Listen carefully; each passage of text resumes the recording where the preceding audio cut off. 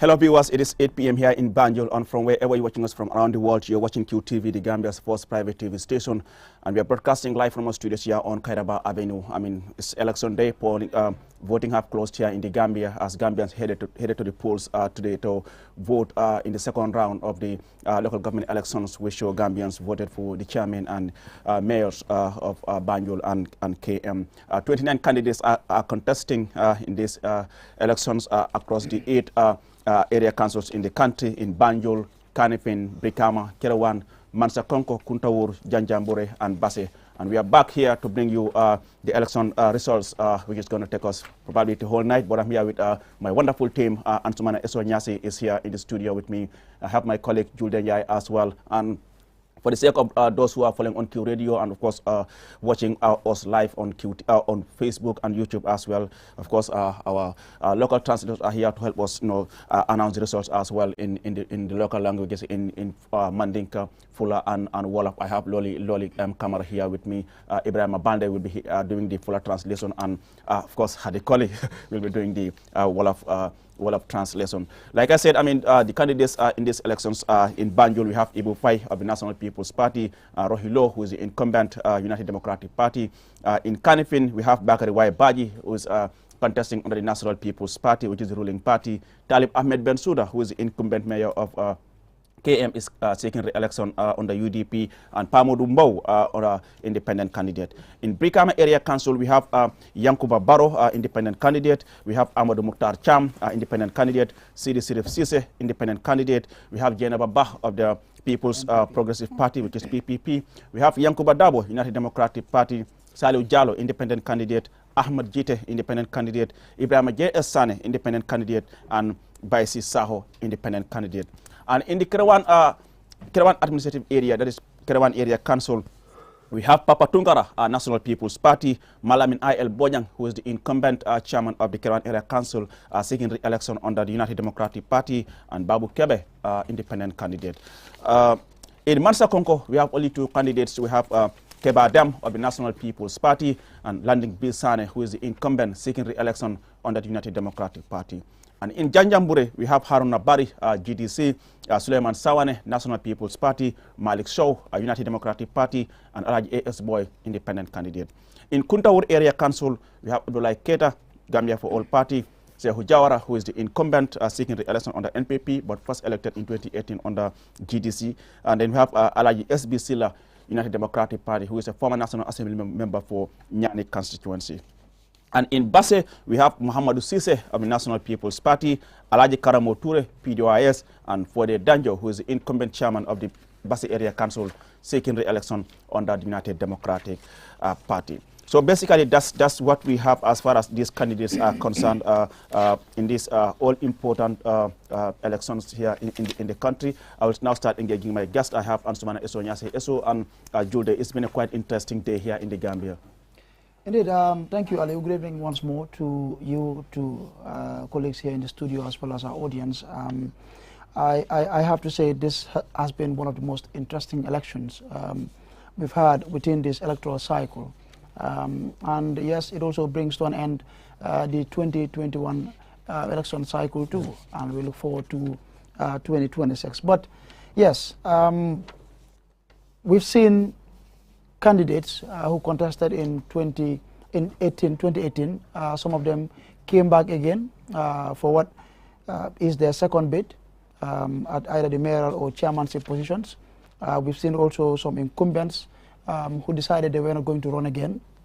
Some are seeking re-election, and we also have new candidates, amongst them several independent candidates. So, and the parties as well, we've seen the level of interest they've shown in these elections, and I think that this, for me, is one of the most highly contested elections. Really, this is by virtue of the interest, like I said, that we've seen that parties and even independent candidates have put up throughout this period, from the nominations all the way through to the campaign period. And I'm sure very soon we'll start hearing from the IEC for the official results. But all said and done, I think it's been a very interesting elections, highly contested. The campaign, except for a few issues here and there, but I think it all went smoothly, and I look forward to an interesting night. Jude? Yeah, like Eso said, good evening to the wonderful viewers out there from wherever you're watching us from. You know, we are sure to bring you an interesting update of everything that is happening within the electoral cycle tonight. It has really been an interesting electoral cycle over the period, and of course, like Eso said, it has been a widely contested one. We've seen the level of interest, you know, the independent candidate are showing. For me, was the thing for me, because over the past years, in Gambia's electoral cycle, you could see that it's just the political parties who are mostly contesting amongst themselves. But this time around, during the councillor's election, during the mayoral election, we've seen a lot of people coming forward, candidates, especially independent candidates, showing their interest to participate. So that really shows the level of democracy in this country. That shows the level of political participation in the country. And of course, we've seen a lot of interest. Before, if you compare the media coverage of the electoral cycle and now, you realize that there is a huge difference in terms of the interest that is being built over the past years. So I think really this is a step in the right direction, and you know, for the fact that parties are coming, and I think, you know, we have a rare situation in this election for the fact that in the previous elections, of course, parties will come and then form coalition amongst themselves and then show interest, and this one will say perhaps you will contest in this area and that area. But this time around, we are seeing people like the GDCs and the GMCs coming forward and, you know, saying that they are showing interest, they are really supporting a particular party without having to go into a coalition. So this is really an interesting cycle, and it has been really interactive and, you know, educative for everybody, both the electorates and for the politicians as well. Thank you very much, Julden and Sumana. Eso Nyasi, just to remind you, I mean, there's no official results announcement as far as the IEC is concerned, which is the body responsible by law to preside results and, of course, give us the official results, even though we know some people have started sharing certain results online, and some people are celebrating, others are not. But we here at QTV will give you all the official results as announced by the Independent Electoral Commission. Let me just engage our local translators, Loli M. Kamara, Ibrahim Abande, and Hadi Koli. Loli, I will start with you briefly for the sake of Manika listeners and viewers here.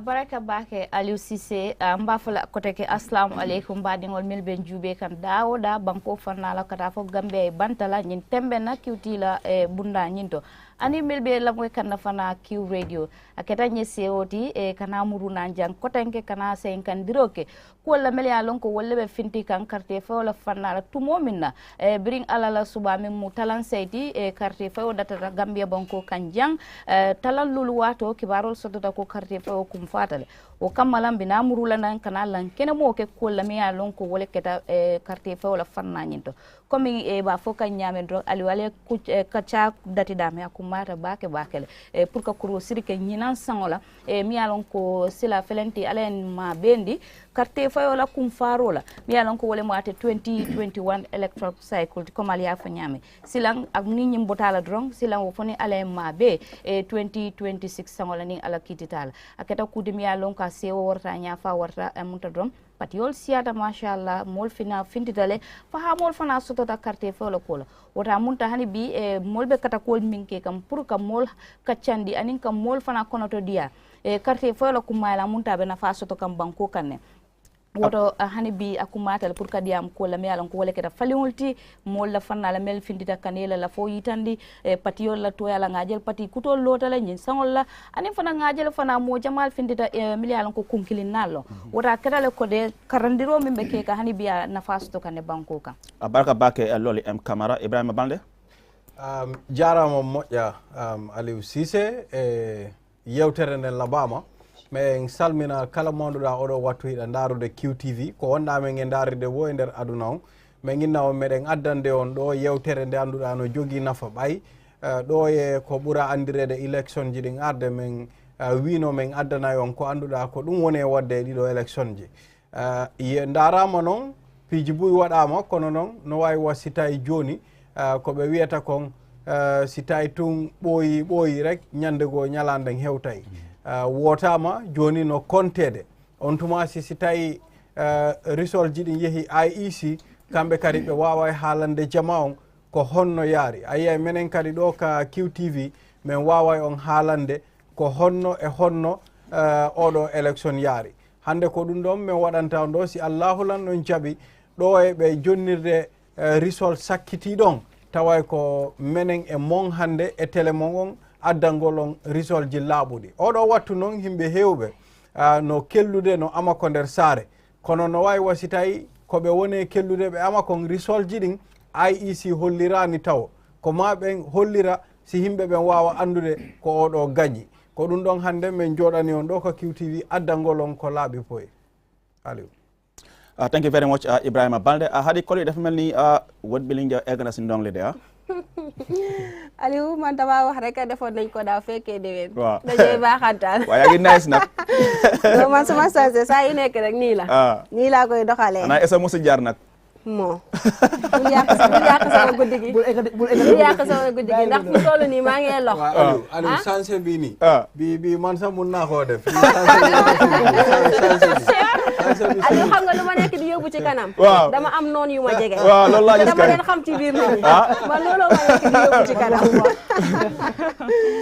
mu ngi noonu asalaamaaleykum mbokk yi ñu amaan mbégte ak kontaante bu baax a baax pour toogaat fii fas yéene indi results yi jëmale ko ci mbirub sànni kàtta gi defoon nañ ko ci sànni kàttam njiitub réew mi ñu fanaan fi daanaka ñaari guddi ay si teemaan bi mu téye ñu fi ñu ñaan nag bi yoon bu mel noonu xañ na bi yoon moom dina gaaw xam ne ñu mën a dem nelawi waaye mu ngi noonu ñu dellu si waat rek si chairman ak mayoral election bi ëmpale wuñ ne nag tey ñu bëri ñoo xam ne ay doomi réew leen génne nañ nag dem ci mbañ gàcce gi pour tànn ki nga xam ne nag kooku la ñu yaakaar ne moo leen di indil ab yokkute ci seen tund gi ñu ko rafetlu ndax dafa bokk ci yelleefu doomi réew pour ngay génn di tànn nit koo xam ne foog nga ne moom moo laa liggéeyal sa tund gi kon mu ngi noonu ñu amaan mbégte ak kontante juróom-ñetti tund nag tey jii ñoo nekk nag war a tànn ñii di tànn mayo ñii di tànn chairman muy tund Banjul Brikama Kerewan am nañ Mansakonko area council Janjanbureh Kuntawur ak Basse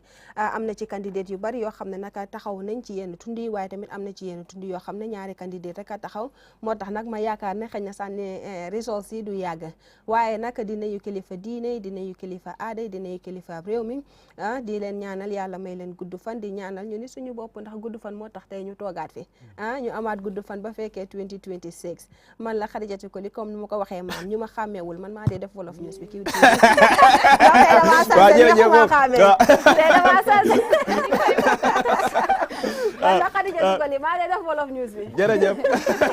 jërëjëf Hadi Koli kooku mooy nekk xariti Bibi Dabo Bibi Bibi Dabo sax Bibi Diop du ñu jubóo ñoom ñaar waaye xaritam la jërëjëf Hadi Koli thank you very much Ibrahima Balde and Loli M Camara and Sumana and Julde Njai. Like I said, I mean, we will also be talking to our regional correspondents across the country just to find out, I mean, what is happening in that part of the country after the closure of voting here in the country. We'll just try to give you a VR. We'll try to go back a little bit to the nominations of these candidates, what they have been signed and ahead of today's elections. We will start with Banjul, and let's take a watch of Ibu Fai's nomination, NPP's candidate in Banjul.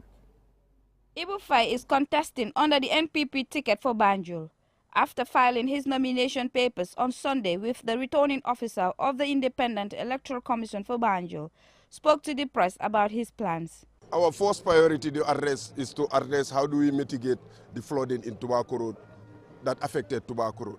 Not only Tobacco Road, but London Corner, Losowaf, Ima Omar Sow, and Hopkinson. That was devastating in Banjul. So what we want to do is to make sure we have a team that will look at it so that this time round it will not affect Banjul. We have the waste management system that we need to address. For over 4 years the council have been there, they have only 2 garbage trucks. 2 garbage trucks that was donated by GPA. The council have collected over $500 million, 345 million from revenues, 160 million from AU. Where is it in Banjul? We want to use those resources to invest and transform Banjul. Suleiman Diouf, the returning officer for Banjul, pointed out that the IEC will continue to ensure a level playing field for all parties in the country. Whilst they are campaigning, they should let people know that you have to love each other. We are one family in this country. We should continue to guard, jealously guard, what we are known for, smiling coast of Africa. And I am telling all politicians that by the time they go through nomination, there's a document that they sign. That is what we call Code of Campaign Ethics. It is law. Breach of any element of it could lead to the cancellation of their contest. Bala Gaba Jahumpa, commonly called Action Man, a member of the APRC Alliance, while expressing optimism, spoke highly of the MPP APRC Alliance candidate. I must appeal.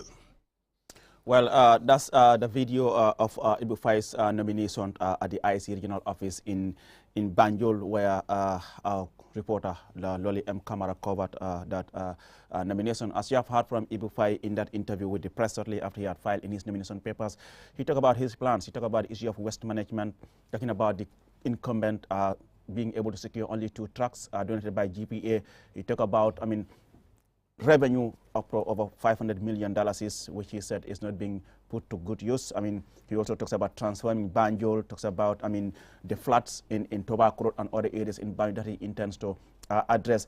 So listening to Ibu Fai's interview after filing in his nomination papers, we had him here on our countdown, and according to him, one of the key reasons why the people of Banjul vote for him was that he organized Carnival together with Solso and others. From what you have heard, Ibu Fai, there's one thing which wasn't answered in that interview, the how. Absolutely. I think his reaction basically sets out the insulin in his manifesto as to what he intends to do. I remember even when he appeared on our program, we repeatedly asked similar questions. Though I kind of feel that we haven't really had satisfactory answers to some of those questions. Yes, he's attempted. But I think for me, he's also addressed 2 things which are very important, and they're quite crucial to Banjul as a city, but also to BCC as an institution, especially one that is charged with delivering services to the people. The first one is the issue of the flooding. Yeah. We are all witnesses to what happened in Banjul during the last rainy season, and so many families really were devastated. Especially in Tobacco Road. And we know the health, implications it also had on the city, especially those who live around Tobacco Road, as you highlighted. So yes, it's a major concern, and people are still concerned as the rainy season approaches. It's the concern, and I think we've heard even from her opponent also the same. I'm sure we'll hear from her shortly. On the issue of waste management, I think he mentioned that in the past 4 years or 5 years, council has only been able to acquire 2 waste trucks for the entire city, but I think that be able to establish is wrong. It's 4 instead of 2. Yeah. But at least he sets out what he wants to do, what he intends to do for the city. If he wins, he wants to ensure that he addresses this problem. How really that hasn't been addressed well. I don't know if that message has been really passed on during the campaign. I'm not sure, but from the media engagements, we haven't really had much as to how what plans he has to address waste management in Banjul.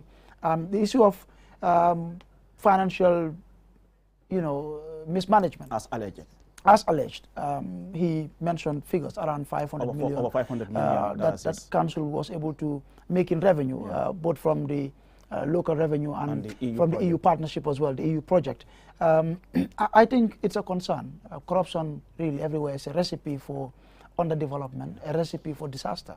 And I'm always happy when I see politicians seeking such positions, really, making effort to address issues around corruption. I think is important. But basically, really, I haven't had much as to what he would do to address some of these, concerns that he's raised, during the media engagements. But he's no small player in Banjul. Well, but, Jude, I'll bring you here. In the event, Rohey Malick, the incumbent, is able to retain her seat. What is that you think she could learn from some of these points being raised by her opponent as to some of the weaknesses in Banjul? The points that she could really focus on is the fact that I think using the manifesto of Ibufai will really do a lot of things, because let her not just look at it as an opposition point of view, but a point of view. These are issues, there are loopholes, there are challenges that really needs to be addressed. These are the issues that she perhaps failed in during her administration. So she should really focus on that, especially flooding. Flooding has not just, it's not just Banjul, but it's across the country. It has been affecting people here and there. So she should really focus on that. Although she would say that, okay, I've done this, I've done that in terms of addressing flooding in Banjul. Before Tobacco Road was, the road was not good, but now we are able to at least build a mini standard road in Tobacco Road. We are able to do this. We are able to bring pickup trucks for the people of Banjul to collect waste. But I think there are still loopholes. For the fact that the opponent is able to capitalize on those loopholes and then, you know, make a point out of that, that really shows that there is a real improvement that needs to be done. So she should really learn from those, you know, loopholes, and then really find a way of addressing those issues once she's elected. That is, if she is re-elected again. But yeah. So just coming to the issue of how, ESO was like, okay, Ibufai was like, okay, we will really, I'm bringing this, I'll bring that. But the issue of how has not been answered, because he even mentioned the issue of unity, bringing people together. Earlier on, speaking to the media, he alleged that the incumbent mayor was not able to unite the people of Banjul, but he will. But he was not able to tell us how. I think the issue of how has really been an issue, and the issue of mismanagement, I think that is really a concern, not just for the BCC, but for the other councils across the country, because the audit report that has been really making rounds, you know, in the country here shows that the NPP and the BCC and the Kanifing Municipal Council, they were paying above the government threshold. So all these things are issues that really needs to be addressed if you really want to move forward. Thank you very much, Julden Jai. And from that video of Ibufai's nominations at the ICT General Office in Banjul, we will now go with that of Rohim Malik Low, who is the incumbent and UDP candidate. She was elected in 2018 as the first female mayor in the country. Let's take a listen. Rohim Malik Low was accompanied by the deputy party leader of UDP, Ajiyam Seka, the national women president, councillors and National Assembly members of Banjul, and a large crowd of supporters. Speaking to journalists after submitting her nomination, Rohim Malik Low expressed delight at the thousands of supporters who came out to support her. Jalaluma ken moto, joxuma ken pass, tay dama ko wax carrément outright ne duma jox ken moto, duma jox ken pass, ku ko Rohim Malik Low jaral gennal nga ñew te lima gis tay doyna ma. I did not hire a vehicle for anyone. I told the people of Banjul that if I, Rohim Malik Low, if I have won their hearts, they should all come out and show support. And I am impressed with what I see today. I thank everyone. I want to thank the elders of Banjul, the women and the youths of Banjul. I cannot pay you for everything you have been doing for me, not forgetting my party. Seeing today's turnout boosts my confidence for the coming election. What this has taught me is that work is the only way to progress, and one must always be humble. One should not forget those who elected you. The incumbent mayor went on to highlight some of the achievements registered in the last 5 years of her tenure. Biñ ñëwé dama leen waxone dinañ restructure council. Indeed biñ ñëwé gis ngeen liñ def. Bi ñoo ñëw council fekkuñ fa courant, fekkuñ fa ndox. Fekkuñ fa procurement office. Fekkuñ fa record office. Ku nekk xam na procurement office lan la mean ci council. Why tay am a procurement office with a qualified procurement officers. When we came into office, I promised that we will restructure the council, and you all have seen what we have done.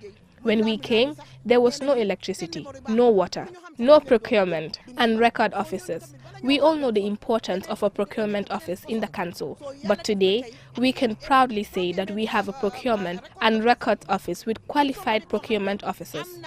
Addressing allegations of people buying votes, Madam That's the nomination of Rohim Malik Low, who is the incumbent mayor of Banjul. Like I said, she is the first female mayor to have been elected in 2018 under the United Democratic Party. For many, she is seen as a role model for women in politics. And in her, I have seen a strong woman who believes women can equally do what men can do. You have heard from the incumbent Rohim Malik Low, talks about how she found the council at the time. There were, as she puts it, there were no procurement office, no record office, no water and electricity. But under her tenure, she was able to, turn around things and, have a very strong institution. Yeah, so in 2018, she contested against some very strong personalities within Banjul, even against the incumbent as well. And she wasn't the only woman. I remember Lizzie Unison also contested. So she won, not by a huge margin at the time. But yes, to her credit, at least they've been able to do something, I mean, in terms of changing the institution itself internally, setting up these offices that I think are very, very crucial if the institution is to perform well. You look at procurement. Anything that you're buying for council or that is going to be used by council, you need to have standards. You need to follow the proper procedure. That's and GPPA, procurement GPPA is very process. important. Records office. I mean, we complain about not having data or proper records keeping systems. I think it's important. To her credit, yes. And then she mentioned the issue of revenue collections and all that. But I think for me, Aliu, yes, on the side of women, she serves as an inspiration. Yeah. Yes, she's at least done something over the years. But again, back to what her opponent said, he pointed out the issue of unity. Yeah. He pointed out the issue of revenue. He thinks not much is being done, in as much as, yes, to her credit, she's managed under her time to digitalize council's revenue collection systems, but I think more needs to be done to maximize revenue collection. I think they can do more in terms of collecting more revenue. Yes, people also need to support that endeavor by ensuring that they pay their taxes. But again, I think she is one of those incumbents, you know, that really can look back and be proud of what they've done over the years. You know, to have her as the first woman to be elected in such position, I think historically it means a lot to all of us as a country. But again, it's elections. You have your agenda, I have my agenda, and we sell our agendas to the people and they get to vote. But I think for me, yes, she's spoken so well, but I think, and she's done at least quite a few things in Banjul that she can be proud of during her time, but more needs to be done. More needs to be done. And just to take you through as to who Rohey Malick Lowe is, because it's important that we know who this woman is. I mean, Rohey Malick Lowe was born on 19 December 1971 in Banjul. She was elected in 2018, like I said, as the first female mayor in the Gambia. Her father, Alhaji Malick Lowe, was also a mayor of Banjul from 1981 to 1983. She studied international relations at the University of Falun in Sweden. She is the RAFLA president, Africa president at the moment. She was named the African Mayor of the Month, April 2021, by the United States of Local Government. Among her achievements during her first tenure, according to her, is the fact that she was able to allocate scholarships to over 300 children, and also, you know, she was able to, allocate 10 million from her own money, as she claimed, towards women empowerment. So in summary, that is who Rohey Malick Lowe is as far as her bid for a second term in council is concerned. And let's just look at the Ibu Faye as well, who is the NPP's candidate. Exactly. Ibu Faye was born at 8 Spalding Street in Banjul in 1967. Sports enthusiast, as many will know. I mean, he played football at school, National League, and semi-professional in Norway. He coached GPA to promotion from 3rd Division to 2nd Division. He also coached in the 1st Division of Gambian Domestic Football League. He is the current Secretary General of Banjul United, a CAF General Coordinator and General Manager of the Independence Stadium and Friendship Hostel. He graduated from the South Bank University in England with a master's degree in development studies. Ibu Faye is also the current second vice president of the Gambia Football Federation. Yeah. Those are the brief bio of these two candidates. You know, if you look at their bios, Aliu, I think Banjul can and they should be proud of the people they have vying for these positions within the city. You talk about sports in Gambia, especially football. Ibu Faye is certainly one of those people we would always remember, you know, as part of our footballing history. It shows he's done something. Even within Banjul, I remember when we used to practice as sports journalists, you know, when he was president of Banjul Youth and Sports Committee. So, yes, he's at least done something in the city. For the incumbent, you look at, you know, her achievements even internationally. I think there's so much pride we can take from that. As vice president of the Global Parliament of Mayors, president of Rafaela, for all women engaged in politics in Africa, she's their president. I think these are things that this is what we want to see, not just in Banjul, but across all councils. We want to see our mayors, I mean, our aspirants really doing very well. When you have people that are of that quality seeking for such positions, for me, I think we should always be hopeful because it's promising. But in Banjul, Aliu, the interesting bit is, I think it's going to be a very tight tussle in Banjul this time around. Yeah. We had, 9 candidates in 2018 who contested. Yeah. And this time only 2. And we've seen how tight it was in 2018. The margin between the incumbent and Ibu Fai, who is currently, I mean, her opponent, her only opponent rather, the margin wasn't that huge. Yeah. So I think it makes it even more interesting, but also, you know, even the more difficult for both of them. Initially, you had several others contesting for the same position. Now it's just only 2 of them. But yes, Banjulians will decide. Julia? Indeed, Banjulians will decide. And during the 2018 presidential elections, we've seen that there are lots of independent candidates there. And now the votes are split in because we don't know whose party these independent candidates are really going to support. Of course, we know that the APRC is going to the NPP. And of course, we know that the GDC has officially declared that they are supporting the UDP. So the independent candidate, we don't know that one. So that is why it's going to really be an interesting and tightly contested elections. But like I so said, we have these 2 personalities who have qualifications in terms of educational wise. You know, you have master's degree holders and people studying international relations in, you know, very development studies in very, you know, very good universities across the world. So I mean, that really means a lot. It means that they are not just you know, limited nationally but internationally as well. So if they are credible internationally, that is the kind of politics we really need in this country. These are the people who are not just selling the Gambia, we think, but they are selling the Gambia outside of the country. And I think that is what we need. Rafaela is a big thing for the Gambia. Even though Rohey Malick Lowe did not win, or whatever the outcome of the elections might be, but she has made us proud for the fact that she is the first in the Gambia to be a mayor, not just first, but she's also a female, you know, she's the president of Rafaela. So that really means a lot. And let's not just forget, she has a huge packet for the people of Banjul and Gambia when she won. That is the Rafaela issue. I think over $100 million. Yeah, I mean, she won a lot of money. I remember when she was traveling to Kenya, we traveled together up to Ghana, and then she was quite optimistic about, you know, winning that election. Let me just bring in Loli and Ibrahim Balde and Hadi Koli briefly, just to take us through the bias of these 2 candidates. I know the control room would display that of Rohey Malick Lowe first, so that the Wolof translators will be able to, you know, share with our listeners as well and viewers who these 2 candidates are. The control room, if you could please display the bias of Rohey Malick Lowe first. Yes, Loli.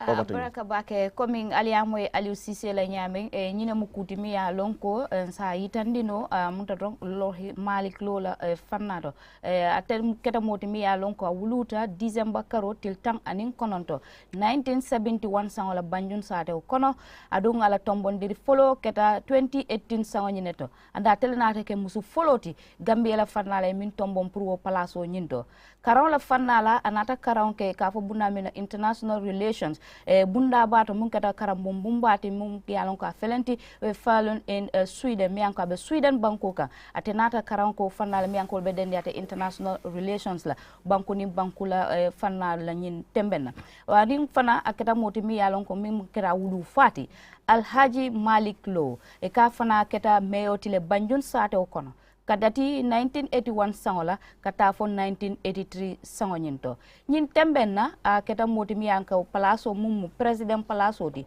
e ka fo fanna mun Rafaela Africa atele keta musoti Bangambia banko kanjang mi alon ka bo palaso nyim maraka nyin tembenna anu fana keta moti mi yalon ko ya suute bakel Africa tundol to mi yalon ko meyo fanna nyinto adum fana nata bunya badiala nyi kartambila dro mi yalon ko wole mate April ti mum 2021 sango nyinti to momine nata bunya basika ka diala adu melio bunya diala wole mu United Cities ti mi yalon ko wole fana marta ate local government la fanna mi yalon ko wole mate man sakunda rimuti wala mu ate rohi malik lola munta dron akomodi wala kudimi ya lonko wala be dende ala wulu wala ba bonso a barka bake lole musibe on salminama ha joni no men haaliri non rek en daray taw ko anduɗa ko ɗum woni fi o ɓuraɗo andrede mayo mo anduɗa ko kanko woni incumbent mayo mo Banjul mo anduɗa kanko joɗino ton ha paray mo faala kadi ɓe ƴettitamo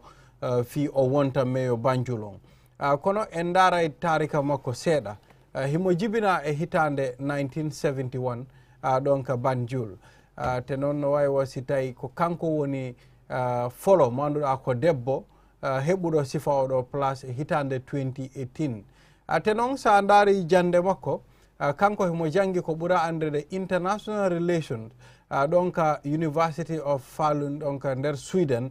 International relation noon ko ɗum woni hakkunde leydi e leydi no ɓowrirta ha pari noon baben makko kadi meeɗi wonde ko ɓura andrede mayor of Banjul e hitande 1981 ha 1983 te noon sa daari oɗo Rohey Malick Lowe ko kanko woni neɗɗo mo annduɗa ko kanko woni président Rafela Africa te noon himo jooɗi leydi Gambia ɗo ɗum ɗo ko toɓɓere mawde te noon ko mande mawde ha pare noon kadi ɓe anditimo ɓuraɓe andirede African Mayor of the Month e lewru April 2021 ɓuraɓe andirede the United Cities of Local Government ko kamɓe jonnimo ko ɓura andirede nden ɗon mande fi o wawa anditede ko ɗum woni fi oɗo ɓuraɗo andirede Rohey Malick Lowe hadi kole jërëjëf Balde mbokk yi si jamono ji dañ leen nekk di wan taarixub candidate yoo xam ne ñoo nekk sa Banjul Rohey Malick Lowe moom mu doon mayoress bu Banjul si jamono ji moom moo toog sa Banjul doon seen mayor bi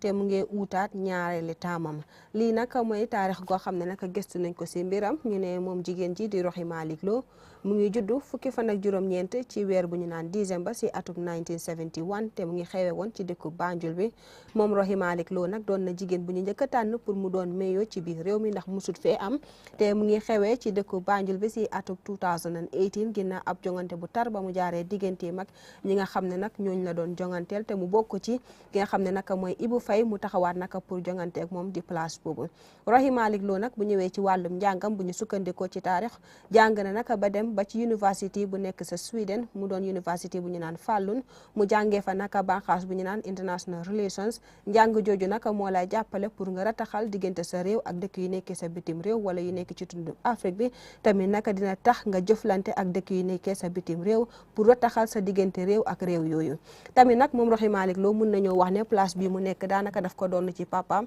ndax ki nga xam ne mooy baayam di Alhaji Malick Lowe moom doonoon na mayor ci atum 1981 dem ba si atum 1983 si jamono ji jigéen ji di Rohey Malick Lowe moom moo jiite banxaas bu ñu naan Refra Africa mu doon mbootaay goo xam ne tundub Afrique bi ñoom ñoo ko taxawal te si jamono ji nag moom moo doon seen président bi ñu tànn ko naka ci at yi ñu passé moom Rohey Malick Lowe banxaas bu ñu naan United Cities ñu doon nag banxaas goo xam ne ñoo nekk di gestu nguur gu ndaw gi ak seen liggéey bi bu ñëwee ci biir àddina si ci weerub April joxoon nañ ko nag ab ndàmpaay gu duuf ñu ràññee ko liggéey gu rafet goo xam ne boobu la nekk di def ci fi nga xam ne nag mooy ci cité bi waaw bu ñu bayee ko sa foofu dinañ dellu Aliou ñu gestu candidate bi NPP seenu candidate bi di Ibu Faye jërëjëf Hadi Koli xam naa dina ñaax control room ñu display ki nga ne mu nekk Ibu Faye lan moo nekk kan mooy Ibu Faye pour loolu ak team bi ñu translate si lu gàttal rek ci local language si Ibu Faye loolu over to you abaraka bake hani bidron mbe tenten na ka lankena make mo la mele alon ko wolle lota ate Banjul tundo nyinka nyin tembe na candidate memu Ibu Faye mi anka tele lota NPP la toya nyina keta modi mi alon ka wuluta 1967 sango nyina kono e fanna dinkrato mi anka wala mo 8 Parlin Street Banjul keta modi mi alon ka tele mo secretary general tinina ta Banjul United CAF general coordinator ayo palaso nyin tale fana ka mara mi alon ka be Banjul sato nyina kono anu fana keta modi mi alon kay palaso mara min mu general manager ti ni nata Independence Stadium wala fanala ni Friendship Hotel mi alon ko wala munna bala bo nyoto dinkira nyinde mi anka fele Banjul wala bakaw sato nyin kono ani sabati dinkira mi alon ko wala mu ate Friendship Hostel nyindi anen fana keta modi mi anko karon la fanala kay masters degree le soto ni nata ate development studies la dinkira mi anko wala mate South Bank ti University mi anka felenti ate England sato kono Alright, abarkaba ke loli ajarama. Gila iuden ka rohi Malik Lo joni endara e burado ande Ibu Fay manda kanko kadi motawa e podo ndirobe fi odo place dum woni Banjul City Council jullere mabbe nen men innaw no jogi nafa mojja sen dari burado andirede Ibu Fay mo jibina hitande 1967 donc 8 Spalding Street Banjul tenon ko kanko woni Secretary General of Banjul United. Tenon kadi ko neɗɗo mo annduɗa himo tawa e ko ɓuri andede CAF General Coordinator ha pari ko kanko kadi woni hoorejo Independent Stadium on te ko ɓuri andede Friendship Hostel kadi ko e ley makko woni te noon oɗo mo annduɗa mo jogui kaydiji towuɗi e sengo jande ɓuri andede masters degree no tawa e gande ɓurɗe towude ɗen e ko ɓuri andede development studies te honto janggi ɗum woni ka South Bank University e nder Angleterre hadi koli Balde mba am nga degré waaw kon ba tey ci gëstu taarix bi ñu dem seeti Ibu Fay moom mi nga xam ne moo doon NPP candidate bu nekk di jongante ak Rohey Malick Lowe doon incumbent bi ci Banjul Ibu Fay moom bu ñu sukkandikoo ci taarix mu ngi juddu ci atub 1967 ci fu ñu naan 8 Spalding Street nekk sa Banjul moom Ibu Fay nag si jamono ji mu ngi toog ci place bu ñu naan secretary general ci banqaas bu ñu naan Banjul United te moom it moo doon naka CAF seen general coordinator bi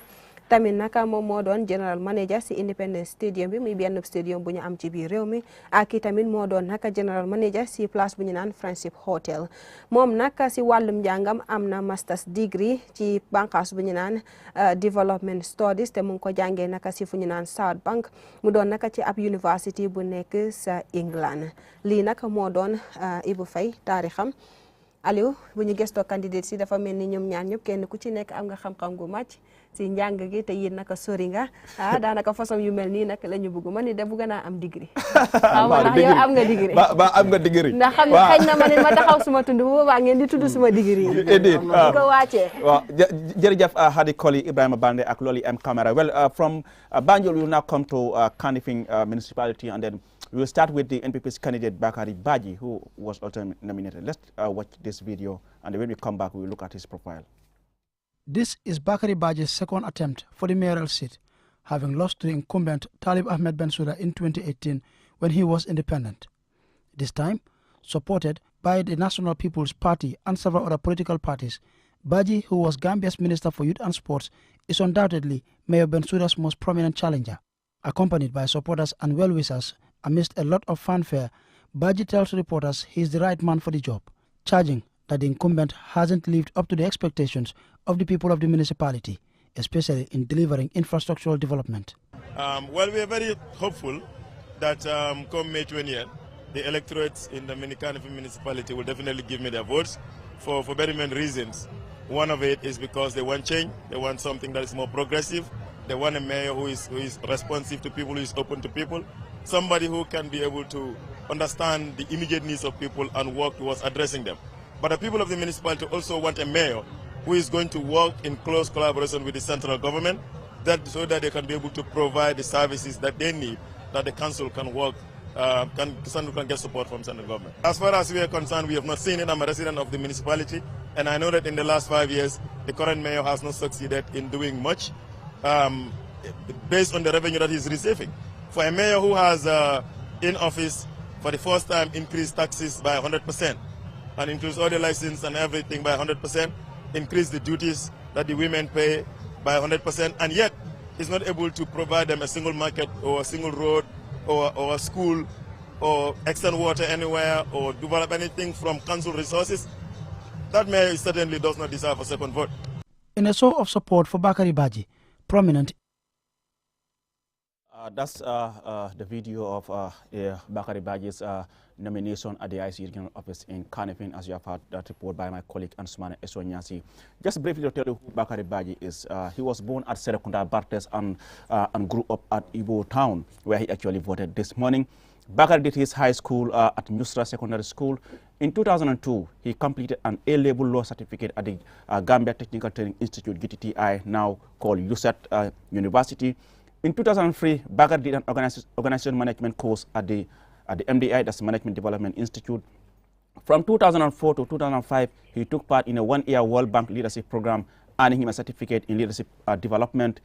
In his pursuit for higher education, Bakari enrolled in a 2-year Commonwealth Youth Program offered by the University of Ghana and graduated in 2009 with a diploma in youth development work. In 2008, as a former leader of KM Youths and a member of the National Youth Council, Bakari was nominated to serve in KMC as Youth Councillor or under former Mayor Yankuba Koli. During his 5 years in office, he chaired the Finance Audit Committee of KMC. He also served in other councils committees such as Market and Environment, Youth and Sports, Women and Children. He contested in 2018 and then as an independent candidate, but lost to the incumbent Talib Ahmed Bensouda. Well, in September, President Barrow appointed Bakari Baji as the Gambia's Minister of Youth and Sports, replacing Hadrami Sidibe. That is who Bakari Baji is. Loli, over to you and the team. Baraka bake Aliou hani bin se tenten ronka lan kedema ke munta don candidate wala nyin tembenna e la wulu sango ani wuluta mintole Bakari way baji mi anka tele lota NPP patio toyala akeda modi mi anka ka wuluta serakunda bartesle andum fana akeda modi mi alonka nata dabula sanji killing World Bank la karandiro la mi alonko be dendi nyaton ko ya programme akeda kudi mi anka yake fo sanji killing wuccio nyin kono anata karan kumfa 2009 sango nyine kono tumomina nin diploma jida fanna la mi yalon ko be dendi ni nata funding kel ani la yirwa bundal do ko nyin na fanna la ndayo kayto fana soto university bunda mi yanko wolbe Ghana banko kam akata moti mi yanka fana place o mara ni nata nyaton kaya place la ate KMC ila funding kel la ko nyinto ando akata moti mi yanko fana ka foda ya dabula je mi yalon ko wolem National Youth Council te anakata moti fana min ka siran mara ni nata kodo mara nyala anin kontiboro la fannala committee oto mi ya lonko yole lo KMC ando akata kuti mi ya lonko atata le fo sanji lulu wuchonyin kono andum fana ko la ay place jamal le fana mara wo bunda nyin to mi ya ko wole mo ate committee nyin de member council la fanna nyin to inata tombon ka ke minister ti member marra funding ke la anin bala bonyo to ko la Gambia banko kanja adu menata tombon wole keta banko nyaton koti Adama Barrow sangola mi ya lonko wole mo ate September ti 2020 sangoyin kono balde yes abarka bake loli Camara to nyale mu musibe ha joni en daray tarika Bakari Baji mo anduda kankari mo podondira e KMC te non no jogi nafa moƴƴa kanko ne poɗondirde fi yiwgol o darike o woni ko anduɗa ko ɗum woni meyo Kanifing Municipal Council no jogi nafa sa daari o Bakary Baji ko Serekunda Barte so jibina te noon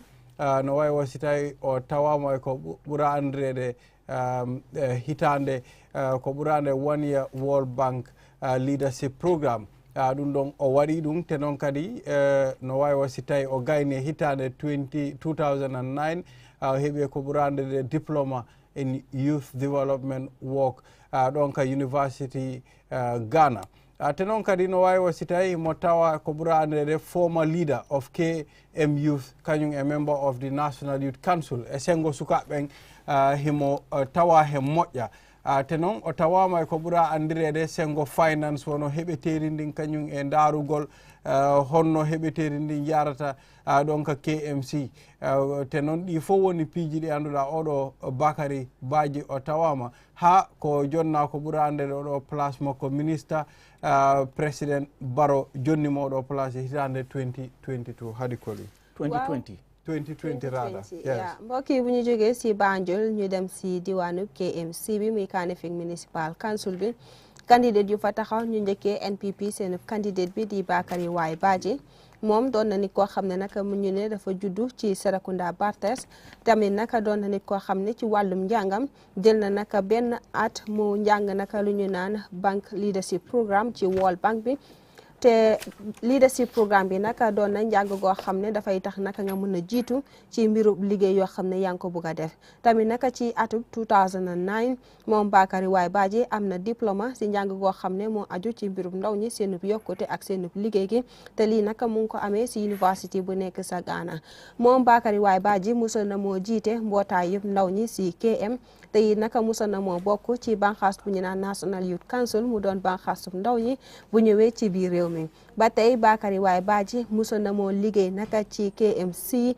si jamono joo xam ne naka Yankuba Koli mu ngi ko jiite woon maanaam mu ngi doonoon mayor bi moom Bakary Badji si jamono jooju naka liggéeyoon na si seen banxaasu audit committee bi mooy ñi nga xam ne naka ñoo dee gestu doxalinu koppar gi te foofu naka amoon na fa juróomi at te tamit ginnaaw mu bàyyee ko ci banxaas boobu ñu ne tamit jaar na ci banxaas yu bari yoo xam ne ñu ngi doon liggéey naka ci ron KMC ba tey moom naka ci atum 2020 njiitu réew mi di président Adama Barrow tànnoon na ko ginnaaw ba mu taxawee woon naka independent candidate mu jongante woon ci sànni karta mayor bi ci atum 2018 bu fekkee ne juumuma yàlla mayit ko woon naka ndam ci la taalib naka jëlee woon ndam li doon naka mayor ba mu bàyyeekoo sa foofu naka njiitu réew mi président Adama Barrow tànnoon na ko ci weeru septembre ci atum 2020 mu dénk ko naka jëwrin bi seetu wàllum ndaw ñi ak mbirub tàggat yaram bi bu ñëwee ci biir réew mi. jërëjëf Hadi Koli Loli ak Ibrahima Bande Ansumana, I mean, we've seen Bakary Badji. He has a quite rich bio. I mean, haven't heard what he said at his nomination, talking about the need to have a more responsive council and mayor to the needs of the people. He talks about, I mean, the incumbent not succeeding in doing much as far as, I mean, KM is concerned. I mean, talk about the issue of the mayor increasing tax. What's your overall impression? All right, so with Bakary, I think we're seeing a similar pattern playing out in KM, like in Banjul. This is, I'm saying, in contrast to 2018. Yeah. Now you have fewer candidates as well contesting in KM. Okay. Initially, I remember the Papanjais, the Rambo Jatas, including Bakary himself. They all contested in 2018. This time around, we have only the incumbent Mayor Bensouda, Talib, Bakary and Mbo of the independent candidate. Now with Bakary, I covered his nomination, and he was spot on there. Among the things he's saying is that the people of KM want change. They want a council that is progressive. They want a mayor who is responsive. But also he did say that he believes the incumbent hasn't really done enough to warrant a renewal of his mandate. Now, let's examine Bakary's candidature first. I think compared to 2018, I believe he stands a better chance this time, and there are facts to support this. In 2018, he contested as an independent candidate. 2023, he's contesting under a ruling party ticket, supported by several other parties. In 2018, yes, he was a prominent youth advocate. He was, before 2018, he also did serve as youth rep in council. True, but I think his profile has risen over the years, especially in the last 2-3 years. So yes, I mean, there's been an improvement on his part, both at a personal and professional level. And the fact that you have other prominent candidates who contested in 2018, not contesting this time, I think in some way it raises his chances of winning. Of course, incumbency as well plays a part in these things. Exactly. But you look at what his opponent has been able to achieve over the years as well. I think that in some way also would give him really a very tough battle. But as regards to some of these things he's highlighted, the increase in taxes by 100%, I think it would be important to also investigate reasons behind it, to examine the reasons behind the increment and what what council has under the Bensouda administration been able to do with revenues that they've collected, from these increments. He also did talk about working with central government. Now we know, almost everyone following politics in this country, we know that there's been some political tussles here and there between the current or the outgoing KM Council and central government, especially the Ministry of Lands. We've seen all of that happening. So I think that is what he's referring to, and he believes KM under him, given that he's from, or he's a part of the ruling party, you know, there would be that smooth relationship, and hopefully things would get even better and better, and they would be able to deliver services to the people as needed. But overall, I think, I mean, he's a good candidate for the NPP as a ruling party, but also a very good challenger for incumbent Bensouda, who is undoubtedly a heavyweight. And I think by virtue of, you know, his performance over the years and the huge following that he's managed to command as well, as evident during the campaign, I think, you know, he stands a better chance this time around. Whether he would be able to unseat the incumbent, that depends on the people of KMC, but the fact remains that his profile has risen over the years. I'm talking about chances, Julde. I would just reflect a little bit back to the councillors' election in KM. I mean, we saw UDP swept 15 of the wards. NPP was able to win only three wards in KM. That is Dipakunda, London Corner, and Bartes wards. And also is talking about the chances of Bakari being backed by the ruling party, of course, among other parties as well. Judging by what we have just seen in the just immediate past councillors' election, it seems UDP is still strong in KM. Indeed, Aliu, and I think there is a little bit of paradigm shift here, because Bakari is saying that he will work better, you know, once he's there, because he's from the ruling party. But also, you know, let's not forget that majority of the councillors are from the opposition party, and these are the people who are going to help him in this endeavor. These are the people who are really, exactly, who are going to help him to develop the Kanifing Municipal Council. So if they are from the opposition, that is also going to be another difficult situation for Bakari Baji, that is if he wins. So in this one, there are two ways issues here. Both Mayor Bensouda, if he wins, we have issues, and of course, if Bakari also manages to win, we also have another issue, because, I mean, majority of the councillors are from the opposition parties. And if you look at the results, that is the 2018 results, you see that the incumbent mayor secured 29,325 votes, whilst we will compare that when we get to Talib's. I mean, let's just go with a video of his nomination, and then when we come back, we will look at his bio. Okay. Talib Ahmed Bensouda is seeking re-election by the people of Kanifing municipality. In a display of loyalty, a large crowd of UDP supporters and sympathizers accompanied Mayor Bensouda to the IEC regional office, where he successfully went through the nomination process. Afterwards, he told journalists that he has done enough in the past 5 years to deserve a second term, adding that the huge crowd that accompanied him is a manifestation that the people of KM appreciate his effort to transform the municipality. KM, the residents of KM have a lot of trust and confidence in me and my team, which is the honorable councillors who are my backbone for the work we have done for them over the last 5 years. I think seeing is believing. It doesn't matter what politicians say, the residents are the ones who will be the judge, because they feel the impact of our work. So I think come May 20th, we'll have the victory, and that is because they have the trust in us. Mayor Bensouda also expressed... Well, that's confident sounding Talib Ahmed Bensouda, the incumbent mayor of KM. They are talking to the press shortly after he had filed in his nomination papers at the IC regional office in Kanifing. Well, just to tell you who Talib is, Talib was born in 1986. I mean, he was elected mayor in 2018 under the United Democratic Party. And of course, he attended Marina International School and graduated in 2003. Talib later moved to Hamilton, Canada, where he studied for a college diploma, and then to city of Mississauga, where he enrolled in the University of Toronto to earn his Bachelor of Arts in Economics and Communications Technology in 2007. In 2009, he worked in stint as an insurance salesperson with Gripa Insurance, and later joined a junk collection company as a sales lead, where he sold recycles to the Toronto Municipal Waste Management Company.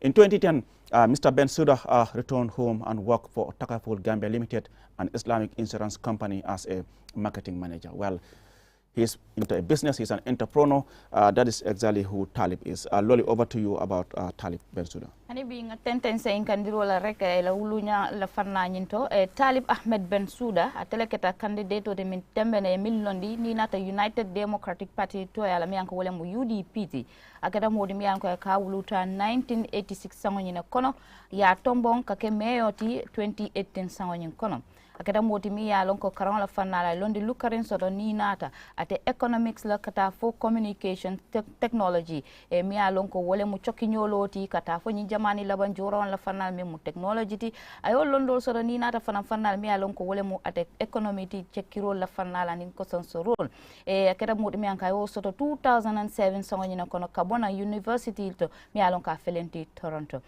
ni nata fanan ate 2009 sangonyina kono ay doko ke dinkirato mi ya lonko wole mu insurance sales percent ani bunda mi ya lonko wole mu ate great power insurance de akata moti mi ya lonka mamanta bunda refa ni nata insurance deal la ani adoko nya akata moti mi ya lonko fana ay doko ke bunda to mi ya lonko wole mu ate 1800 got janti wo fana mu bunda mi ya lonko company long andum fana ay doko ke bunda to ni nata firo la fana nyento julayani safaro kolla akeda moti mi alon ko fana ay wafiro ke ni nata recyclables la ni anko ni jorolti kamel sein kan dada ate Toronto Municipal Waste Management Company mi alon ko wolle maratan na nyimbali to lakola wodinkira nyinto mi anka felenti Toronto akeda moti fina ni nata hani bi marketing la mi alon ko wolle be chakiro la fana hani bide akada modi mi anka londi lukarin so ni nata firo la fana julani safaro kada marketing manager tile takaful Gambia Limited 20 sangonyin kono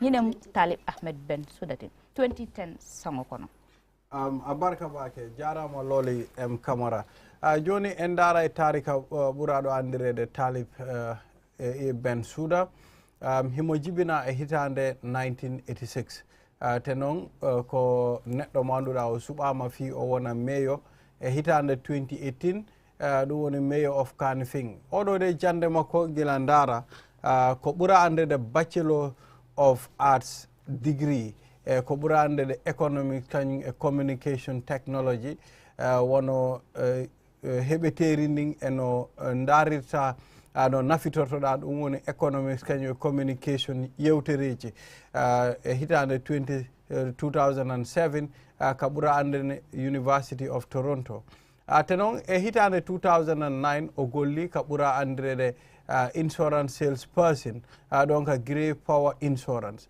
te noon o tawama kadi ko ɓura andede 1800 got junk ɗum ɗo no wawi wasitay ko ɗiɗo compagnie ji ɗi annduɗa e sengo mbalit e ko yaari noon wono honno nafitorte no yeeyirte ɓura andede sales lead te noon kadi no wawete gollirede o golli hen te noon kadi o woni marketing manager ɗonka takaful Gambia Limited e hitande 2010 hadi koli waaw mbokk yi ñu gestu taarixu Talib Ahmed Bensouda moom mu doon ke mayor bu Kanifing Municipal Council Talib moom mu ngi juddu ci atum 1986 te tànn nañ ko mu doon mayor bu KMC ci atum 2018 moom am na bachelor ci bànqaas bu ñu naan arts degree ci wàllub jokkalante mbirub koom-koom ak wàllub xarale gi te lii nag mu ngi ko am ci atum 2007 mu jàngee ko ci university bu nekk sa Toronto ci atum 2009 moom Talib liggéey na ci benn insurance company mu doonoon fa naka seen sales person bi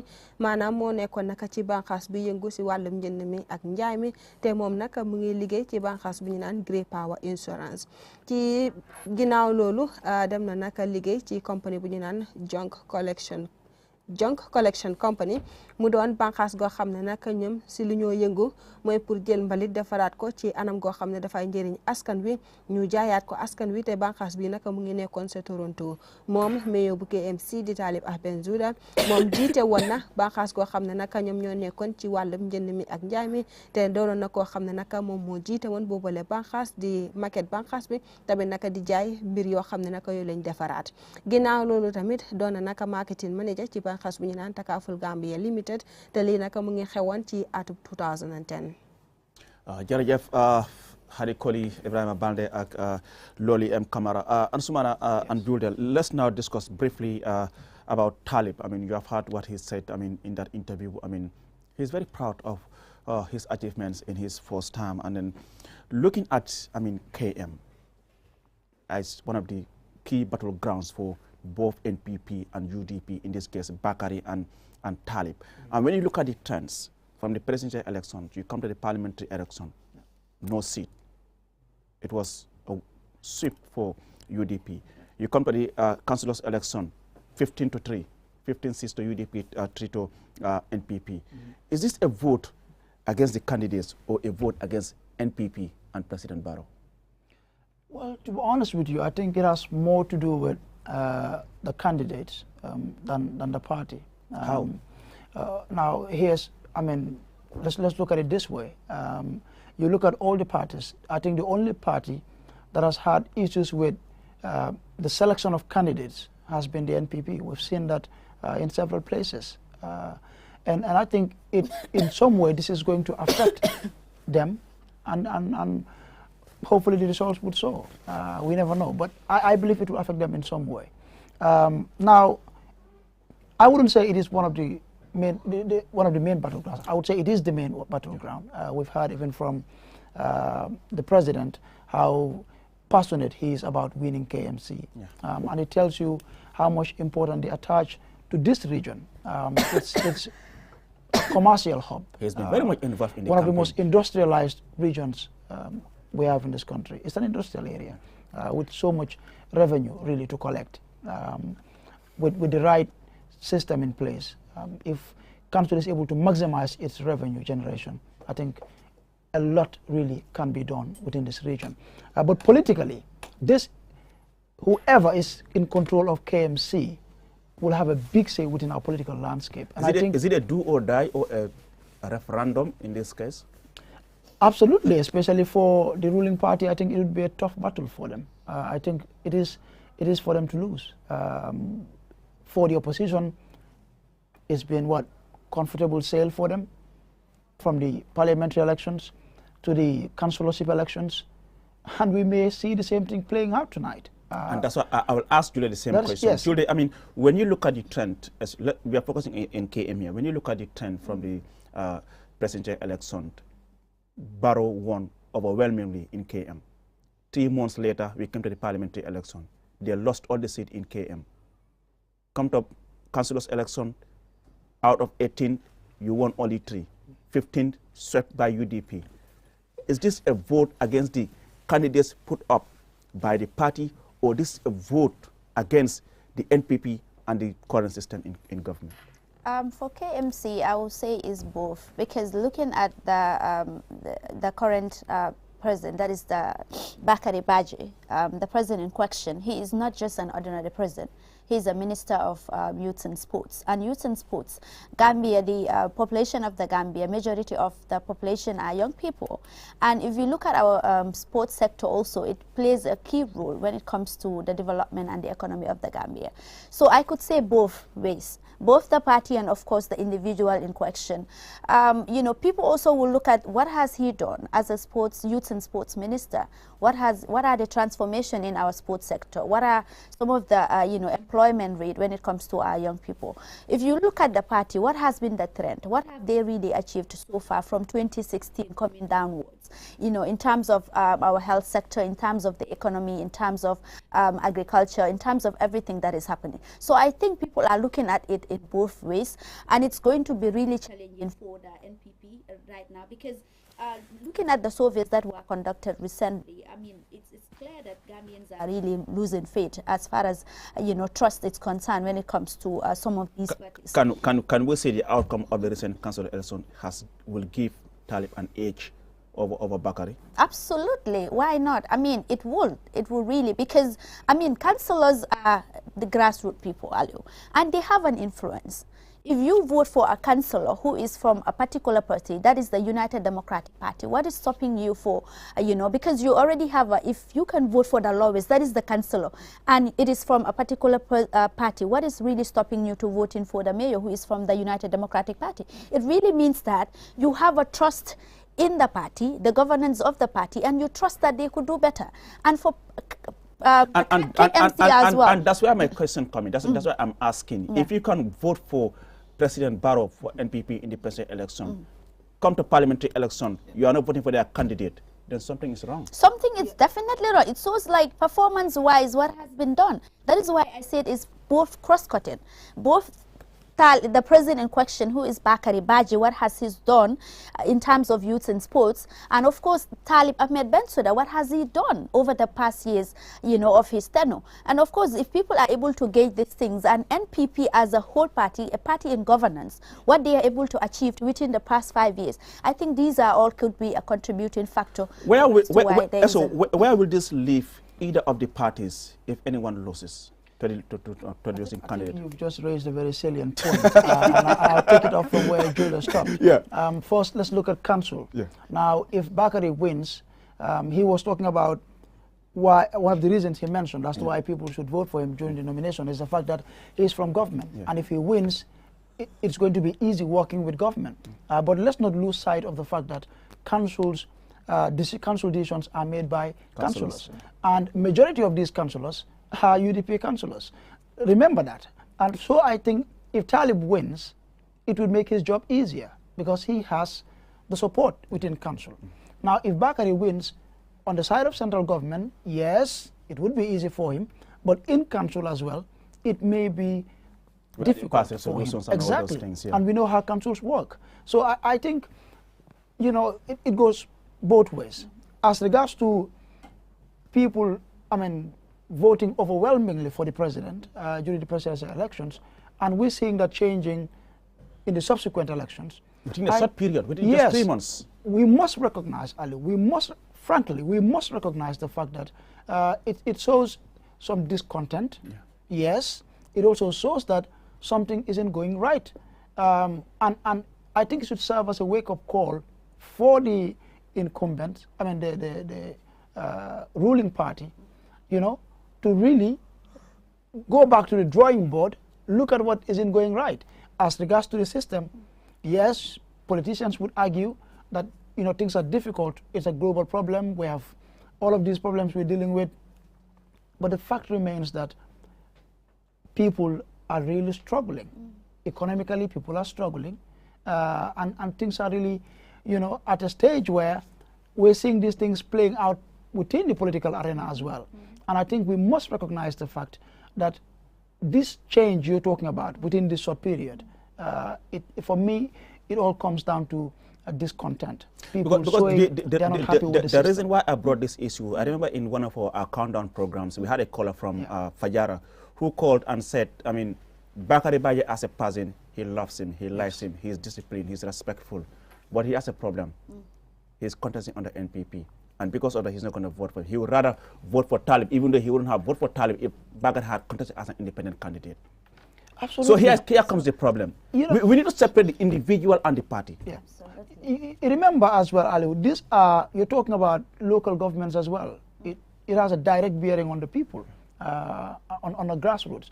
And these are things that people take so personal. With the presidential elections, yes, it's the executive and all that. But council is for the people.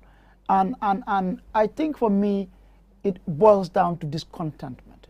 You know, a disapproval of the current system. And it is now up to those within the system to recognize this and see it as a challenge and work on it. Otherwise, the trend will continue. God forbid. So, Ali, yes, I was going to come to that. And let's not lose sight of the fact that during the 2021 presidential election, the basis of the election itself, you know, what was the basis? You know, why did people really vote for the, you know, President Adama Barrow? What was the reason? Let's not lose sight of that. Did they vote, did Gambians really voted for Barrow because they thought he was competent, or they thought he delivered to expectation, or they thought he is the right president for the country? Let's not lose sight of that. If all these questions we have placing a question mark on that, I think this will be really a justification as to what is really happening.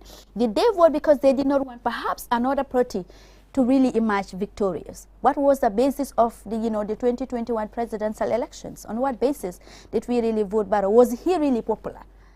These are the questions that we should really ask, because if he was really popular, if he was really the choice of the people in 2021 presidential election, then why are we seeing a trend from parliamentary elections, from councillorship election, from the mayoral election? Why are we seeing a decline in, in terms of the results and, of course, the, victory of the National People's Party? Is it possible then their expectations have not been met when they were voting in the presidential election?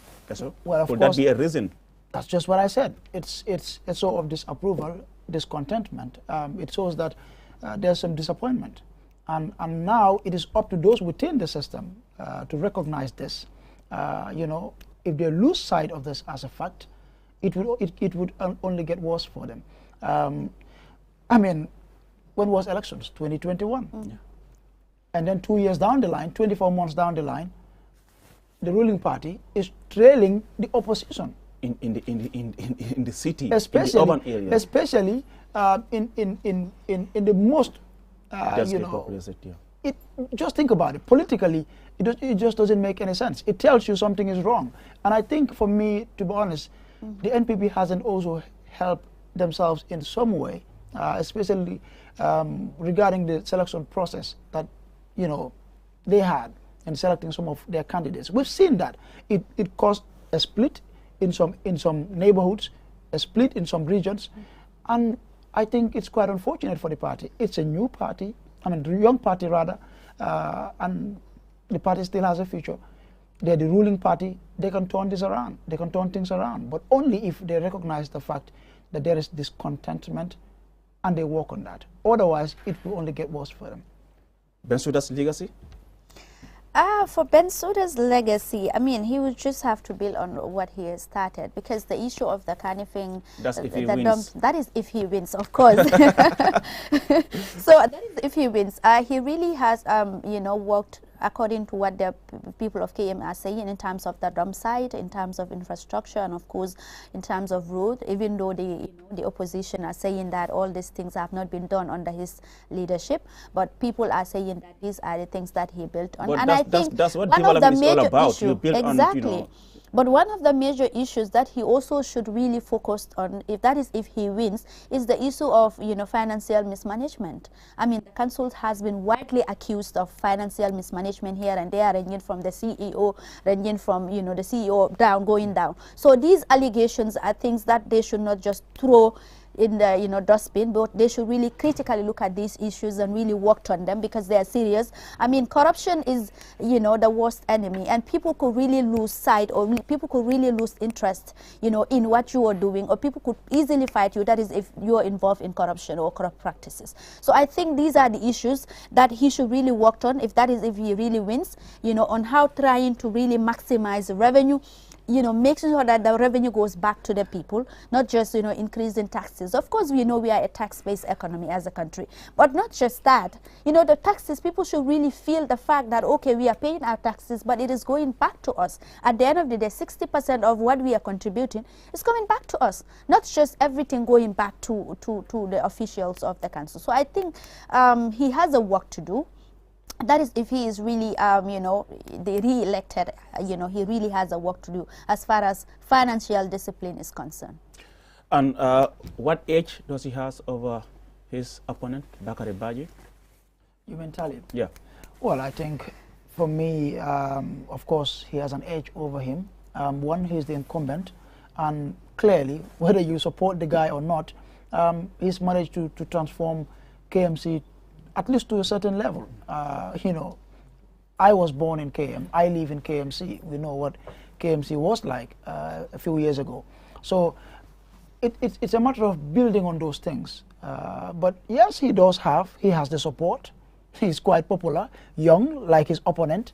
And like I said, he's incumbent. So he has what it takes. Yes, undoubtedly, I think he's his favorite. I think he has every chance to retain his seat. Thank you very much, Asmane Esonyasi and Julde Njai. Well, we'll now head to Brikama, that's West Coast region, and we'll just take a look, take a watch of CDC's nomination at the Brikama IEC office. CDCC arrived at the IEC regional office in Brikama early. His supporters and sympathizers joined him an hour and a half later. After submitting his nomination papers, the NPP candidate says he is contesting because he is impressed with the new Gambia. It is important for one to take stock. We have seen Gambia yesterday, we've seen Gambia today, and we want a better Gambia. Some of us have been motivated and inspired by the new Gambia, for the fact that we've stayed away from this country for a very long time and decided it is time for us to put our hands on deck. As someone who was in the diaspora for over 2 decades, Mr. Cisse says not taking responsibility to lead based on the notion that politics is dirty is not ideal. He added that one should take responsibility to lead. Sidi Cisse also says he is the right candidate to lead Brikama Area Council. Others will say politics is a dirty game, but I say to them that is not the solution. If you believe politics is a dirty game, you are condemning yourself to a virtual person who doesn't take stock and doesn't take any responsibility in your country. I'm among those who believe firmly that it is our responsibility as citizens to look after our affairs of our people and ourselves. I believe I've listened to the people of West Coast. Some of you may witness that I have quite a lot of engagement with all stakeholders in West Coast. Based on those engagement and with the firm belief and commitment, I want to serve the needs and aspirations of the people of West Coast. The NPP candidate said he wants to transform the West Coast region to make life better for the people. Asked about his chances of winning, Sidi Cisse sounded very confident. I think we've already won. What are the indicators? It is very clear. The crowd and the support that I have with the leadership of President Adam Barrow and the NPP party, this is foregone conclusion. That's Sidi Cisse, the NPP's candidate in West Coast region, were talking to the press shortly after he had filed in his nomination papers. I mean, Sidi, Bruford born, I mean, former journalist, he worked with Freedom newspaper, and then, you know, is also, I mean, the CEO of Coastal Security. I mean, you have heard from Sidi. He talks about the reason why he's coming in to contest under the National People's Party. He decided that, you know, we need a new Gambia, and then he disagreed with the notion that politics is a dirty game. I mean, he talks about the issue of, you know, his interest to transform West Coast region, and for him it is game over. We have already won. Well, knowing how much Sidi has contributed to the struggle against Jammeh's rule, you know, going into exile, being away for so many years, those of us who've been following him during those days on Freedom with Panderi, we know how much really Sidi has contributed to the struggle. And I think hearing him talk about how the new Gambia inspired him to go into politics is no surprise for me. But to more serious issues, so he believes it is our responsibility as citizens to take up some of these positions and serve our people. Granted, I think for me, just like we've heard with Ibu Fai and Banjul, I haven't heard much of Sidi as well, or from Sidi, as to how or what he would do to, you know, transform Brikama Area Council, and also what he is going to do to address some of the challenges that has been highlighted during the campaign by his supporters and even some of his campaign people. Now, we didn't have the opportunity to engage him on our platform. He was represented by someone, Dr. Ismail Assisi, who highlighted, you know, a number of issues that he thinks the people of West Coast are, you know, having to deal with, and he thinks council should be able to help address those challenges. How will they do it? Even when Dr. appeared on our platform, he really, you know, hasn't addressed those things adequately, at least not to my satisfaction anyway. But with Sidi, yes, educated, exposed. He was away for a very long time. You know, he worked in the media. We worked with him. Funnily, we were with him during the presidential elections. We were with him during National Assembly elections on this platform, doing exactly what we're doing today. So seeing him throw his heart into the political ring is really, for me, I don't know, but I find it a little bit strange having to engage surprised him you? Did as it a surprise politician. you when you heard CD was the NPP's candidate? Absolutely. You know, we worked Did you here saw with, it? Did you saw any signs that CD was going into politics? No way. We worked here with CD, and we've seen how he would bring politicians on his platform, how he would scrutinize them, you know, how he would drill some of them. I really didn't see that coming, and so it came as a surprise to me. But nonetheless, I think the West Coast region for me is a very lucky region in the sense that you look at all of those people who are contesting in the region this time are educated, they're exposed, and they're competent enough to be able to run that council. So I believe whoever wins, West Coast would be in safe hands. But for CD, as to his chances, tough battle.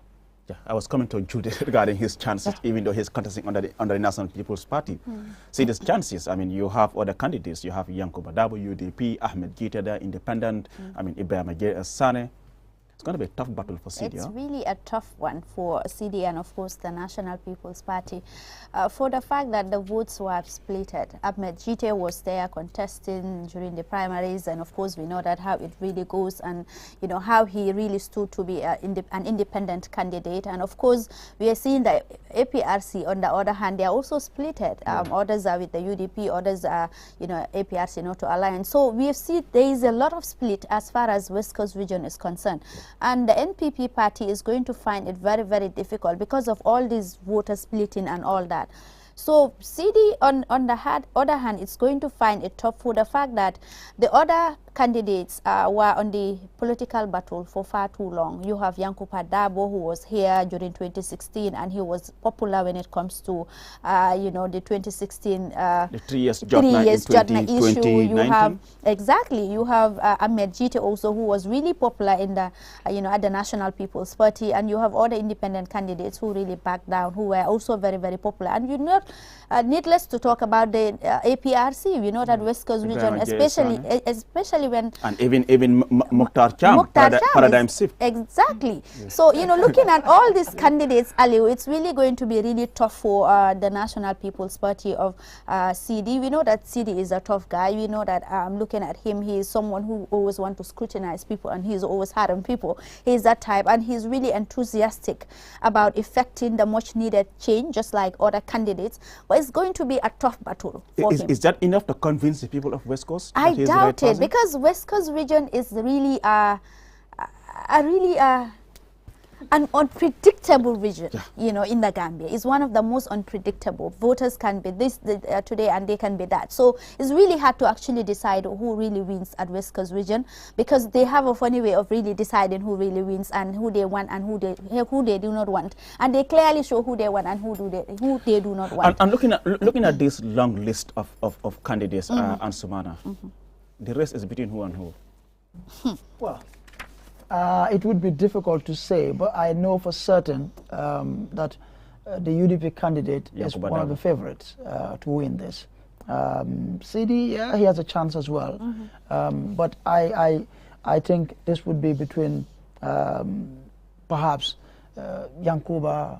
I don't want to predict anyway, but I think Yankuba and Gite would have an edge over CD to some extent, given influence they have within the region, and they've been, remember, these are people who've been actively participating in politics way before CD. But even Ibrahim Sane, the guy who is contesting Sane too as well. Sane too as well. But then remember, the split within the APRC, I think, is not going to help him. The split within the NPP in West Coast, I think too wouldn't help CD, and that is why I believe. Even GDC joining. Yes, exactly. Exactly, and with GDC, you know, throwing their weight behind the UDP as well. I think for me this is between Dabo and what do you think must have happened to the marriage between GDC and the NATO alliance in the presidential election? We saw them they form an alliance in the presidential election, but it seems that's not the case this time around. What must have changed? Well, it would be difficult to tell, you know, from the outside. But what I know for certain is that from the presidential elections, a lot has changed. Yeah. If anything, the only alliance that has been sustained in some way is the one that the NPP has with some of these other parties, except for a few of the parties that backed the president's candidacy in 2021 during the elections, who've opted out. Could that also affect NPP, having the GDC endorsing UDP? Absolutely, without a doubt. And the split with GT as well, I think it will have a huge impact, really, on the results tonight. I believe that the NPP would struggle in West Coast. I strongly believe so. And what would that mean for NPP, losing West Coast again? Remember, in the parliamentary election, they won only one seat. That's all in them constituency. Yeah.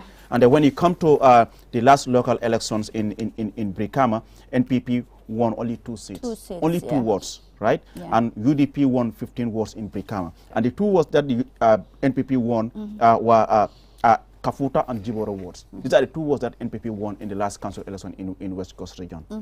So it will mean a lot, Alio, because West Coast region, looking at it, it is one of the most populated, you know, it's the biggest region.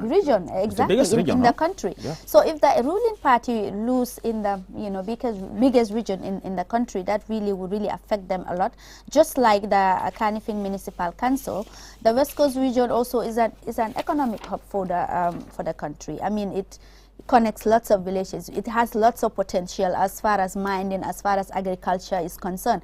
So losing that particular region will really damage NPP to some extent, and it will really affect Barrow as far as you know, achieving his national development plan is concerned. And I'm talking about Brikama. Brikama has 359,262 registered voters. Absolutely. I hear people who always make this argument that we can say perhaps maybe around over 40% of the registered voters are in West Coast region. Absolutely. I mean, like I said, I hear people who always make this argument that, you know, the NPP wasn't around, it's just a new party, so even though, you know, they're losing by that margin, we must also recognize the fact that they've managed to have a few seats here and there. I don't buy that. Look, you're the ruling party. You have several other parties supporting you, throwing their weight behind you. I think for me, looking at what the potential, looking at what they could do politically, what they could gain, that is no excuse. And I think it's not something that people should really lean on. I'm talking about NPP supporters here. The party could really do more and better. For West Coast, like I said, I believe they would struggle in West Coast. And this is down to several factors, including the split with Jite. We know he played a crucial role in the presidential elections. He's done a lot for the NPP campaign in West Coast. We've all seen that. And so I think he commands at least a huge following within the region as well. He's young, vibrant, outspoken. I mean, like his other opponents. So I think for me, you know, this, I would say confidently, is between Dabo and Jite. The split, because if Sane, let's say if the APRC, if there was no split within the APRC, and you have Sane not contesting and the APRC throwing their weight, I'm talking about both camps now, throwing their weight behind CD's candidature, then you would say it's between the two of them. But do you think the NATO alliance, even if they hadn't put up a candidate, they would have still voted for either NPP or UDP? Well, so they would have rather stay not long vote. as that split is there, I don't see them voting for either parties. However, with the split, I think the NPP stands to lose more than the United Democratic Party. And for me, I think the UDP are the favorites in Brikama. UDP are the favorites in Brikama. That's Yankuba Dabo from Kafuta. Jude, let's still focus on West Coast. I mean, like I said, I mean, it's the powerhouse in Gambian politics. Like I said, almost 40% of our registered voters comes from West Coast region. And like I said, I mean, going by the last council's election, it's like they didn't do well in West Coast, winning 2 seats. Aside from the split, what could be the other factor? Down to the same factors as I highlighted earlier within KMC, discontentment generally. And even within the party itself, there is discontentment. Like I said, with the selection process of candidates. That for me, I think is something they need to look at. We've had similar problems in several other places. And the fact that you have these things playing out again during the selection process for the chairmanship elections, it worries me because it shows that the leadership maybe likely isn't paying attention to that. I think they should pay close attention to that. Otherwise, with the results we're seeing after the presidential election, they're headed for what?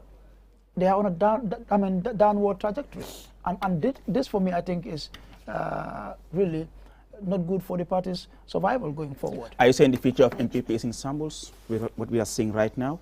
Well, in the event President Barrow stepped down as president, the future of NPP? With the way things are going now, yeah. I don't see the party really continuing. We have so many briefcase parties in this country. They would continue to exist, but would they be able to command the influence they have now, the relevance that they have now? I doubt.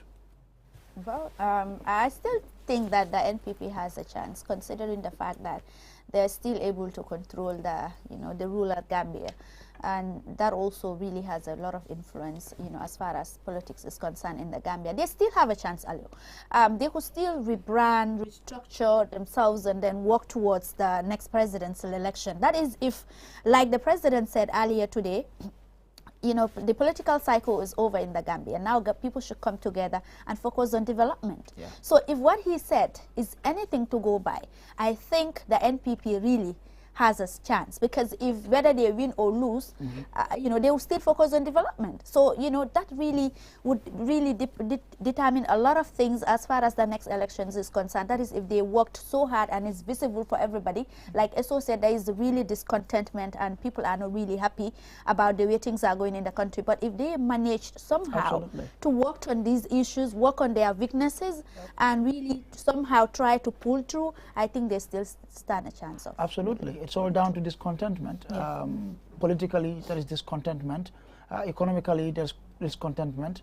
When we talk about the issue of, the cost of living, politicians, like I said, always put up this argument. It's a global issue. Yes, it's a global phenomenon, but what are we doing at our level to address it? You remember when we talk about the COVID-19, what do we have any any recovery plan? We address these things. We keep on highlighting these things all the time. But for me, again, Aliu, I think it all boils down to discontentment, politically, economically. People are just not appreciative of the current conditions. People are not happy with the way things are now. And this is not something we should sugarcoat. It is for the leadership to now recognize that and work on it to turn things around. Otherwise, I only see it getting worse for the party politically. And in terms of, because we are still looking at the urban, we have dealt with Banjul, KM, and we are now in West Coast. In terms of women representation, we saw only 2 women throughout the whole country, that's Rahim Malik Low and Jaina Baba in West Coast. Yeah. Women participation. Let me allow Julia first. Julia, yes, I was going to engage you on that. I'm a gentleman. Yeah. Go ahead. I appreciate that. Well, in terms of women participation, I think the parties have not, across the board, have not been really doing well in terms of women representation, because, looking at all the, people that are contesting for this year's election, it's just one lady, aside from the Lohi Malik Lo, who is contesting, under a political party. So they have not been really doing well in terms of women representation. And I think, this could be a strategy to really, for the NPP, to really engage more women as far as politics is concerned, to engage women in terms of leadership positions. Perhaps that will somehow help in reviving the party again, to really, help in restructuring, because we know that in the Gambia, women are very crucial as far as elections, as far as campaigns, as far as mobilization is concerned. So as far as leadership is concerned, that is really evident with the issue of Rahim Malik Law. So they should perhaps give more chance to women, in terms of representation, especially at the grassroots level. Perhaps that will really help. But women representation, to be honest, across the board has not been really impressive, to be honest. And I think I'm not really, this is not a gender platform, but I think if they really work on that, that will really help to bridge the gap, because there is a huge gap as far as women representation is concerned in the Gambia here when it comes to politically. So that could really, they should really work on that across the board. And if they do that, I strongly believe that, honestly, the sky is the limit for the National People's Party. Thank you very much, Jude and Sumana. Well, viewers, you're watching QTV, the Gambia's first private TV station, and we are broadcasting live from our studios here on Kairaba Avenue. My name is Aliou Cisse, and like I said, it is election day in the Gambia, and voting have closed across the country. And then this is the election night where we will bring you the official results as announced by the Independent Electoral Commission. We have the whole team in the studio here, to take you throughout as we analyze the results and, of course, take you through as to what's been happening across the country. We will go with a short break.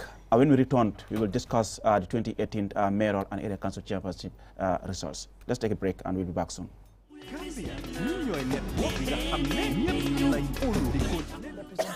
I have something important to say.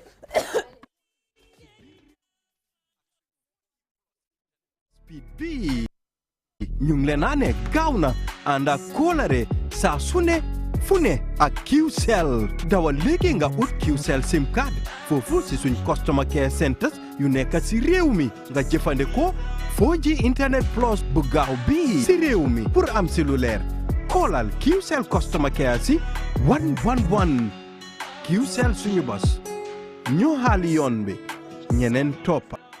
QCell, the fastest growing network in the Gambia, now presents to you the eSIM. QCell's eSIM allows you to electronically scan a code and join the world of digital SIM cards. Customers with physical SIMs can easily switch to the eSIM as well. So rush now and get connected with an eSIM and start using the latest mobile technology with your trusted GSM operator. For more information, call our customer care on 111. QCell, Sinupus. We innovate, others follow. Terms and conditions apply. Step into the Espas Motors showroom for your luxurious name brand vehicle. Located along the Bertil Harding Highway, Espas Motors is the Gambia's authorized dealer for Chery, Kia, Ford, and now we bring you the new Peugeot model 3008 SUV.